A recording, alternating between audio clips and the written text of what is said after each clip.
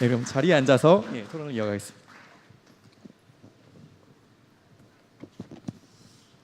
먼저 세 분께서 하시는 일에 대해서 청중분들에게 간단하게 소개를 좀 해주셨으면 좋겠는데요. 먼저 이준엽 교수님 부탁드립니다.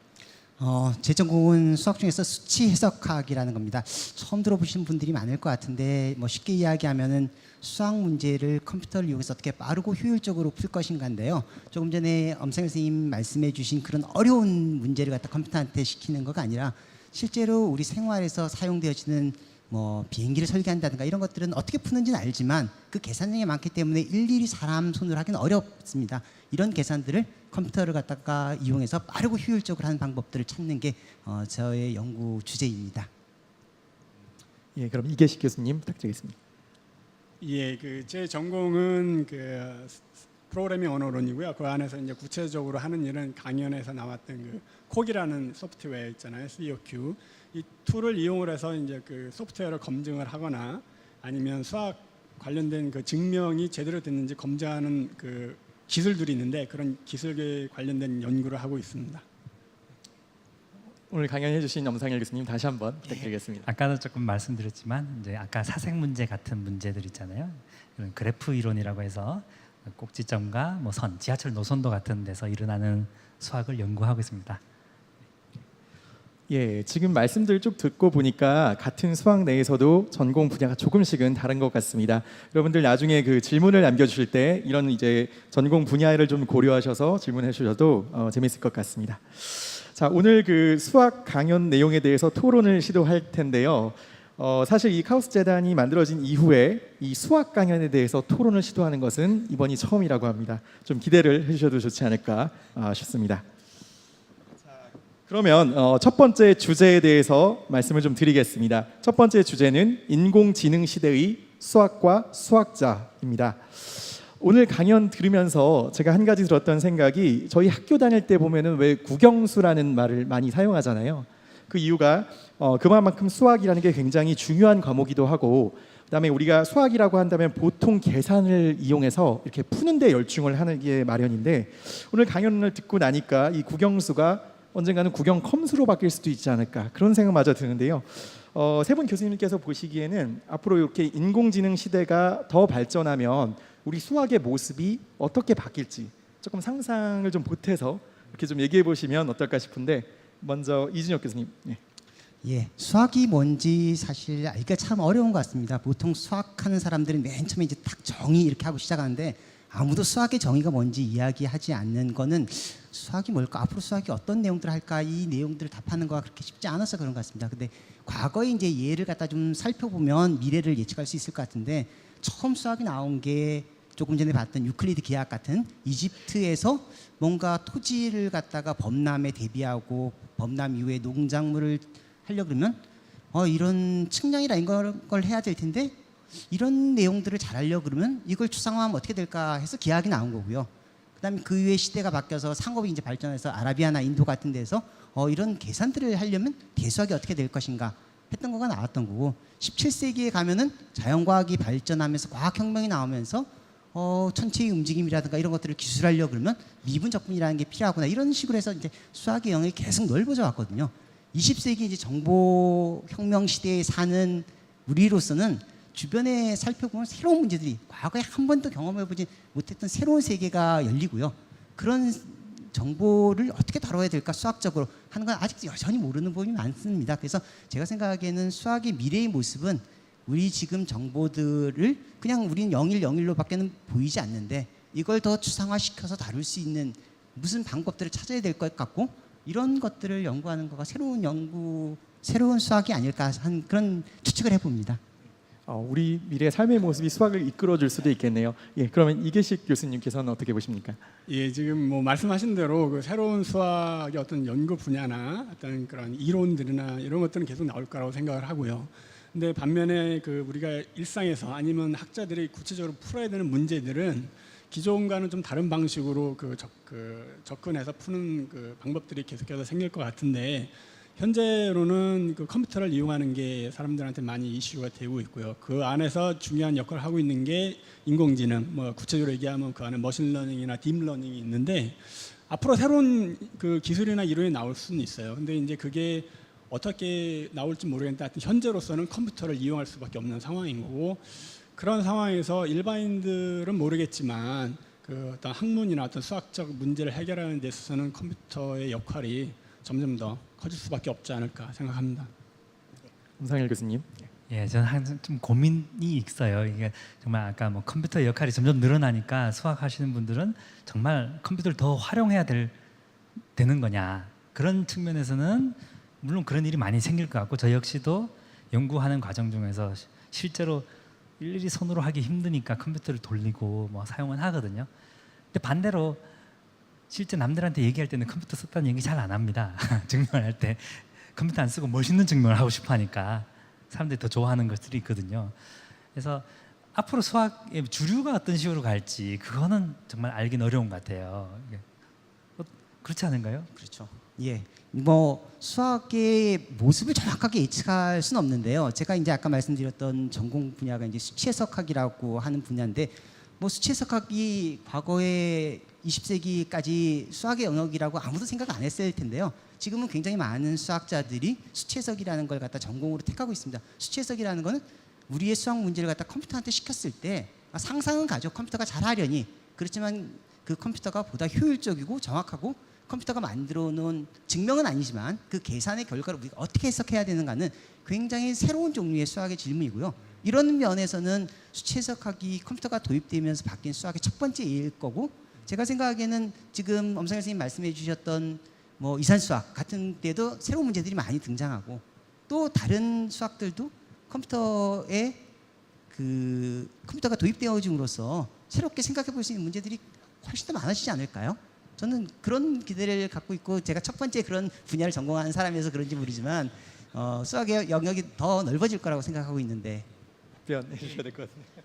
100% 예, 저도 동의하는데, 그러니까 어떤 전에는 예를 들어서 우리가 자동차가 없었으면 갈 수 있는 게 굉장히 움직일 수 있는 범위가 얼마 안 됐지만 그 기계가 만들어짐으로 해서 훨씬 더 달라졌고, 그 자동차에서 비행기, 우주선 이렇게 바뀌면서 넓어졌잖아요. 우리가 다룰 수 있는, 풀 수 있는 문제들은 당연히 점점 더 넓어질 거라고 생각을 합니다. 새로운 기술과 새로운 도구가 밝혀짐으로 해서. 예. 저는 또 특히 사람들의 관심사가 많이 넓어진 것 같아요. 컴퓨터 발전하고 인공지능 발전하면 그거에서 따라오는 문제들이 또 많아져서 저희가 할 일은 오히려 더 많아진다. 줄어드는 게 아니라 뭐 컴퓨터 처음에 나오면서 수치 해석 분야가 생기고 뭐 알고리즘 연구하게 되면서 이산수학 분야가 발전하고 이런 것처럼 인공지능 분야가 발전하면 또 거기에 따라오는 수학 문제는 누군가는 또 해결을 해야 되는 거라 아마 또 새로운 문제들 다 하고 있지 않을까 그럴 것 같은데요. 예, 뭐 저도 그렇게 생각을 하는데요. 그러니까 약간 비유를 들자면, 과거에 뭐 계산기가 나와서 계산을 빨리 하면 회계사가 할 일이 없이 집에 일찍 갈 거라고 생각을 하고, 컴퓨터가 많은 일을 처리해주면 그러면은 우리가 집에 일찍 퇴근할 수 있을 것 같은데, 사실 보면은 컴퓨터로 할 수 있는 일이 늘어나다 보니까 더 많은 일들이 막 생기고 있지 않습니까? 그러니까 증명을 갖다가 선생님께서 좋은 프로그램을 갖다가 코그 프로그램을 발전시켜 가지고 수학에 굉장히 많은 증명들을 갖다 컴퓨터가 대신해 준다 그러면 그거보다 더 빠른 속도로 수학자들이 문제를 만들어내고 더 어려운 문제를 찾아내지 않을까요? 저는 그렇게 생각해서 수학자들은 늘 뭔가 할 일이 있을 거라고 생각되어지는데. 맞습니다. 동의합니다. 정말 그럴 수도 있겠네요. 예. 지금 방금 말씀하실 때, 그러니까 코딩에 대해서 잠깐 언급을 하셨어요. 사실 이 코딩이라는 부분이 지난 강연에서도 잠시 언급되었던 부분이기도 한데요. 사실 이 코딩이란 걸 접해본 분도 아마 계시겠지만 그렇지 못한 부분도 굉장히 많으실 것 같습니다. 이계식 교수님께서 프로그래밍을 주로 하시는데, 그럼 이제 코딩이 좀 어떤 건지 좀 더 친절하게 설명을 좀 부탁드릴게요. 참 한마디로 하기 좀 어렵는데요. 제가 소속이 지금은 컴퓨터학과라서 학교에서 이제 일량들을 대상으로 그 프로그래밍 입문 수업을 좀 하고요. 다양한 종류의 그 언어를 가르치는데, 근데 제가 항상 수업을 시작할 때 얘기하는 거는 그게 이제 뭐 여러분들 아마 C 언어니 자바니 뭐 이런 언어 들어보셨을 텐데, 이게 다른 게 아니라 그냥 외국어라고 생각을 하면 된다. 여러분들이 지금 배우는 거는 컴퓨터 세상에서 통용되는 언어를 배워야 되는 거고, 그게 사실은 보면 우리가 일상에서 쓰는 한국어든 영어든 크게 다른 게 아니다. 그래서 여러분들은 이게 외국어, 여러분들 영어 공부할 때 워낙 힘들어하고 생소하고 그랬는데, 그런 과정들을 여기서도 똑같이 필요할 거고 그런데 익숙해지면 여러분들 프로그래밍 잘하면 영어도 잘하게 될 거다 이런 얘기를 많이 합니다. 실제 그런가요? 영어를 잘하게 저는 되는- 그렇다고 믿습니다. 예, 그렇군요. 예. 왜냐하면 그게 언어라는 게 기본적으로 단어만 열심히 배워서도 안 되는 거지만 그 안에 이제 구조나 특징들 그 다음에 그 안에 기본적으로 그게 논리예요. 그러니까 내가 누군가를 우리가 대화할 때 내가 원하는 거를 상대방이 이해할 수 있도록 이렇게 논리적으로 전개를 해야 되잖아요. 그러니까 우리가 코딩을 한다는 거는 프로그램을 짜야 되는데 그게 뭐냐면 컴퓨터가 내가 원하는 대로 움직이도록 그걸 논리적으로 전달하는 거거든요. 그런 의미에서 코딩을 잘하면 당연히 외국말을 어떻게 조합하는지를 내가 배우게 되니까 영어 공부할 때도 영어라는 건 이런 거구나라는 거는 저는 감을 잡을 수 있다고 생각합니다.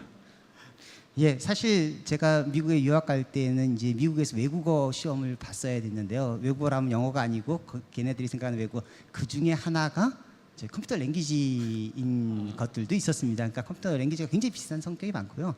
그런 의미에서는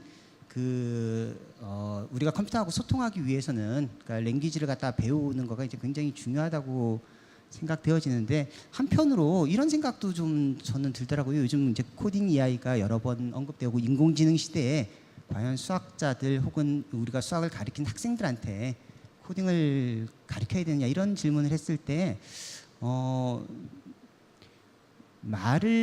단어를 많이 안다고 해가지고 꼭 좋은 시를 쓰거나 아니면 내가 갖고 있는 생각을 잘 전달할 수 있는 건 아닌 것 같아요. 말은 생활 용어는 유창하게 한다 하더라도 자기 생각이 분명치 않으면 외국인을 만났을 때 의사를 잘 전달하기 어렵고요. 그다음에 설령 저처럼 어눌하게 이야기를 하더라도 제가 해야 될 이야기가 분명하면 다 알아들을 수 있는 측면이 있어서 저는 수학은 훨씬 더 본질적이고 중요한 논리적 사고를 하는 거고 그 사고가 잘 다듬어진 상태에서 프로그램을 갖다 하는 거가 올바른 접근이 아닐까.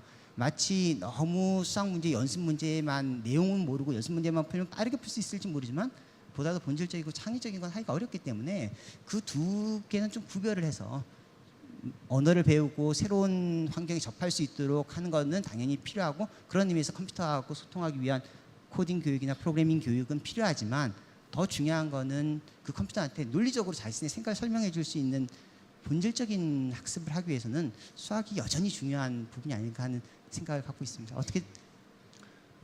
동의하고요. 근데 그게 보면 저는 수학자들이 사용하는 것도 언어거든요. 그러니까 여러분들 그게 뭐 군론이든 기하학이든 아까 말씀하셨지만 어떤 몇 개의 공리와 몇 개의 정의와 그다음에 규칙들을 이용해서 우리가 원하는 결과를 이끌어내는데 그 규칙들이 몇 개 안 돼요. 여러분들 수학자들이 사용하는 규칙은 손으로 꼽습니다. 그러니까 거기서 사용하는 규칙들이 이거 언어거든요. 이게 수리 논리학에서 그게 퍼스트 오더 로직이 1차 논리니 2차 논리 이런 언어거든요. 그러니까 컴퓨터 프로그램하고 사실상 같습니다.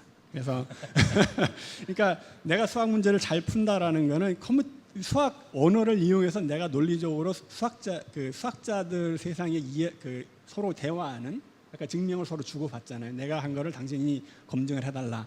그런 식으로 내가 컴퓨터한테 프로그램을 통해서 내가 하고자 하는 바를 전달하듯이 수학자들 수학 증명을 내가 원하는 바를 수학자들이 서로 주고받는 거죠. 이해할 수 있는 거.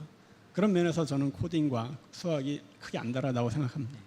저는 사실 개인적으로는 제가 아주 어릴 때 6학년 때 동네에 컴퓨터 학원이 생긴 거예요. 그 당시에 8비트 컴퓨터 붐이 불어가지고 지금은 컴퓨터 학원 가도 요즘은 좀 어떤지 모르겠지만 사람들이 프로그래밍을 잘 배우진 한동안 그런 건 안 배웠잖아요. 엑셀이나 배우고 뭐 파워포인트나 하고 그랬는데 제가 다닐 때는 베이직 프로그래밍 이런 거를 시키고 뭐 그랬었거든요. 근데 그 후로 저는 제 개인적으로는 수학 실력이 그 후로 많이 늘었다고 생각을 했어요. 그 당시에 컴퓨터가 있어도 인터넷이 없었기 때문에 제가 컴퓨터를 할 수 있는 게 프로그래밍 짜는 것밖에 없었거든요. 취미로 이렇게 뭐 숙제 문제가 뭐 수식을 넣으면 답을 구하는 건데 단 연산 순서대로 구하시오. 그런 게 막 과제가 있으면 4 더하기 5 곱하기 7 곱하기 먼저 해야지 뭐 이런 것들을 프로그램으로 다 짜본 거예요. 그래서 이런 걸 짜보면 정말 논리적으로 끝까지 생각할 수 있었죠. 그래서 저는 그게 좋은 경험이었 개인적으로 정말 수학을 하게 되는 계기였던 것 같아요. 코딩 덕분에. 그러면 그걸 좀 정리해 보면 앞으로 코딩은 필수가 될까요? 네, 뭔가를 필수로 하는 건 상당히 위험한 일이잖아요. 그래서 취향이 안 맞은 분도 있기 때문에 저는 필수까지는 모르겠지만 좋아하는 사람을 말릴 것까지는 없을 것 같아요. 여러분 자녀분들이 코딩 좋아하면 해보라 하는 것이 수학 실력을 도와줄 수도 있을 것 같아요. 예, 벌써 시간이 좀 많이 흐르고 있어서 저희 첫 번째 이 주제에 대해서 더 이상 얘기할 시간이었습니다. 다음 패널 주제로 좀 넘어가 보도록 하겠습니다. 예, 저희가 두 번째로 준비한 내용은 바로 수학자의 연구법, 어느 수학자의 삶이라는 제목입니다. 사실 이 수학자라고 하면 이제 어떤 대중들에게는 많이 알려진 이미지가 좀 괴짜가 아닐까. 이런 아까 강효정이 말씀도 하셨는데 그게 제 사실일 텐데 과연 도대체 수학자들이 어떤 연구를 하는지 1 더하기 1은 2고 이런 어떻게 보면 되게 당연해 보이는데 도대체 연구 주제는 과연 어떻게 정하는 것인지 좀 설명을 듣고 싶습니다. 먼저 엄상일 교수님. 네, 제가 학생 때는 저도 궁금했어요. 도대체 선배님들 어떻게 논문을 쓰시냐, 무슨 연구하시냐 궁금해가지고 그 대학교에 이제 교수로 오신 선배님이 있어서 밥 먹으면서 물어봤거든요. 선배님 도대체 어떤 문제는 어떻게 생각하세요? 했더니 그분이 지도 교수님이 알려주셔. 그렇게 얘기하더라고요. 아니 졸업하셨는데 무슨 지도 교수님 알려주시냐 했더니 지도 교수님이 이제 잘하는 학생이니까 계속 같이 일하려고 노력한다. 그래서 그렇게 얘기하셨는데 정말 다양한 유형의 수학자가 있는 것 같아요. 어떤 분들은 문제를 잘 만드시는 분들이 있더라고요. 막 그 직관이 좋으셔서 이런 게 좋은 문제다. 나를 따르라 이렇게 하는 분들이 있고 어떤 분들은 그분들이 던진 문제를 정말 잘 푸는 그런 분들이 있더라고요. 그래서 두 분이 이제 같이 일을 많이 하게 되더라고요. 예, 그 수학을 갖다가 어떻게 연구하느냐라고 이제 물어보면 쓰는 시간에 대부분은 사실 증명하거나 논문 쓰는 시간은 아닌 것 같고요. 그 부분이 특히 강조되어지는 이유, 우리가 이제 수학하면 이제 딱딱하고 뭔가 이렇게 엄밀한 증명을 갖다가 혼자서 하는 것처럼 이렇게 생각하게 되는데 그 이유는 모든 과학이 다들 귀납적으로 여러 가지 주변에 있는 사실들을 일반화시켜서 어떤 법칙을 만들 수 있을까? 수학 같으면 이제 정리 같은 거가 되겠죠. 정리 같은 걸 갖다가 만드는 과정에서 일반화시키면 이제 끝나는데 수학은 정리를 그냥 만들었다고 해서 끝나는 게 아니고 아까 봤던 이제 컨젝처라고 해서 끝나는 게 아니고 그건 이제 최종 단계의 엄밀성을 포함해서 증명하는 거에서 아마 사람들이 수학의 마지막 부분을 생각하는 것 같아요. 다른 자연과학과는 다르기 때문에.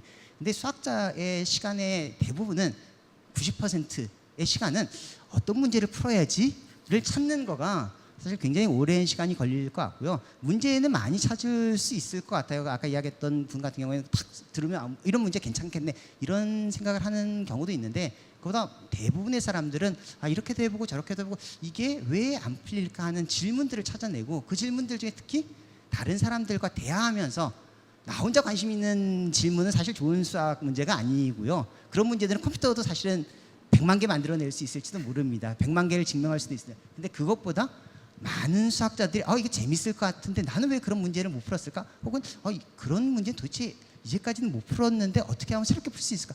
이런 것들을 찾아야 되기 때문에 그 시간은 그냥 오랜 경험이고 오랜 대화고 그래서 수학자들은 커피가 논문으로 나오는 중간 과정에 있는 매체다 그러는데 그 커피가 혼자 마셔서는 잘 안 되는 것 같고요. 이렇게 여러 사람들하고 만나서 이거 재밌는 문제 같아 보여 이런 반응을 보는 게 오랜 시간이 걸리는 것 같고요. 그게 수학자의 삶에 있어 굉장히 중요한 부분인 것 같습니다. 그게 에르디시가 한 얘기죠. 수학자들은 커피를 정리로 바꾸는 기계다. 이렇게 커피가 있어야 됩니다. 네, 맞습니다. 제가 박사후 연구원 처음에 할 때도 항상 오후 한 3시쯤 되면은 커피 이제 휴식 공간이 있어요. 모여가지고 커피 마시면서 내가 이런 거 하고 있는데 한번 들어볼래? 이러면서 이제 항상 옆에 칠판이 있어요. 칠판에 쓰고 화이트보드나 그러면서 문제를 푸는 경우도 있습니다. 정말로 좀 푸는 경우도 있고 아니면 말씀하신 대로 한참 고민을 하다가 어떤 학회에 가서 누군가 이 사람은 이거 잘할 것 같아가지고 우리 한번 얘기 좀 해보자 그러면서 막 얘기하다가 그런 거는 대부분의 경우는 그건 누가 풀었어라고 이제 답이 나와요. 그러면 에이 그러면서 이제 지나가야 되고 근데 그래 맞아 그 재밌을 것 같은데 나랑 같이 해볼까 아니면 이런 경우가 이렇게 저는 일반적이라고 생각합니다. 예. 지금 수학자들 사이의 토론과 커피의 중요성에 대해서 좀 얘기를 해주셨는데 아까 말씀을 들어보니까 물론 토론뿐만 아니라 더 나아가서 왠지 수학자라 그러면 방 안에서 혼자 연구를 할 것도 같은데 같이 공동 연구를 하기도 한다고 그런 말씀도 하셨던 것 같아요. 혹시 지금도 공동 연구를 참여를 하고 계시나요? 저는 이제 지금 또 공동 연구하는 사람이 있어서 구글 행아웃이라고 화상 채팅하는 프로그램이 있거든요. 그걸로 이렇게 일주일에 한 번씩 만나서 계속 얘기하는 그런 경우도 있고요. 제가 제일 처음에 공동 연구 했을 때 제일 좋았던 기억은 제가 대학원생일 때 이제 저는 그래프 이론 하니까 그 논리학 하시는 분 논리 쪽은 잘 몰랐어요. 제가 근데 그분 논문 읽고 공부할 시간은 없잖아요. 근데 그분을 만났어요. 워크숍 가서 독일에 가서 아주 산골짜기에 장소가 있거든요. 가서 만나서 이런 생각을 하고 있다. 그러니까 그분은 제가 하는 부분을 잘 모르지만 논리 쪽은 잘 아시잖아요. 같이 앉아가지고 오후 내내 얘기를 했는데 풀린 거예요. 뭔가가 저는 몰랐던 문제, 그분이 생각하고 있던 중요하다고 생각하는 문제를 같이 풀어가지고 어떻게 오후 만에 이렇게 오래된 문제를 풀었지? 그런 기억이 있어요. 근데 그분은 너무 부지런하셔서 다음날 아침에 뵀더니 손으로 논문을 써오신 거예요. 증명 같이 보자고. 60대 이상이신 나이 많으신 분인데 언제 이렇게 부지런하세요? 그랬었던 기억이 있어요.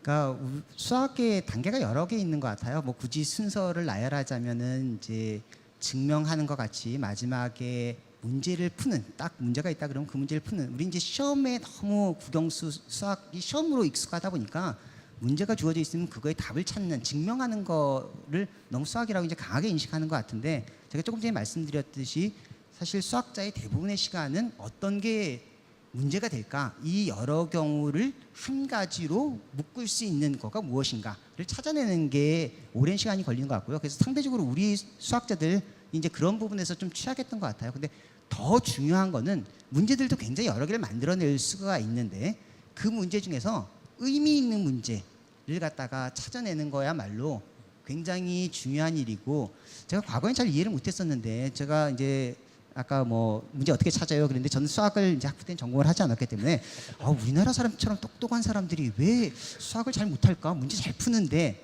이런 생각을 했었는데, 사실 수학에서 중요한 건 문제 푸는 능력도 물론 중요하고요. 그런 능력을 갖고 있는 사람과 이제 공동 연구를 하는 것도 굉장히 중요합니다. 내가 빨리 못 풀면 문제를 빨리 잘 푸는 사람과 공동 연구를 하는데, 더 중요한 건 문제를 많이 만들어낼 수 있어야 되고요. 그 다음에 한국이 수학이 약한 이유는 문제를 만들어내는 것보다도 의미 있는 문제들이라는 것들을 갖다가 화두를 갖다가 이끌어 나가는 점이 앞으로 더욱더 중요한 영역이 아닐까, 이렇게 생각되어집니다. 예, 아까 에르데 씨 얘기도 좀 하셨던 것 같은데 그 수학자들 사이에서 롤 모델이라는 것도 굉장히 중요할 것 같아요. 혹시 교수님께 좋은 롤 모델이 있었는지 그것도 갑자기 궁금해집니다. 사실 어릴 때는 아까 힐베르트 얘기하면서 정말 엄밀한 증명을 하면서 살아야지 이렇게 했는데, 지금은 이제 제 지도 교수님이 롤 모델인 것 같아요. 제가 학생 때 항상 학교에 출근하면 먼저 와 계시더라고요. 그리고 이 비행기 타고 갈 때도 연습장 항상 꺼내세요. 딱 이렇게.